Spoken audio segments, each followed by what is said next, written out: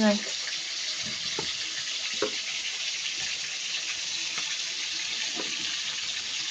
একটু পাবানি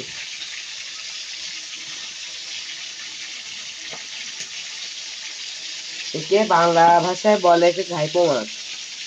এটা বিভিন্ন জেলায় বিভিন্ন রকমের নাম বলে, এই এটার নাম বলে, কিন্তু খুলনা জেলা এটাকে বলে থাকে আমরা ঘাইপোনা, ঘাইপো মাছ, পেটি মাছ, এগুলো আমরা অনেক সময় বলে থাকি। হ্যাঁ, এখন আমার খুব খারাপ আপনাদের দুজনের জন্য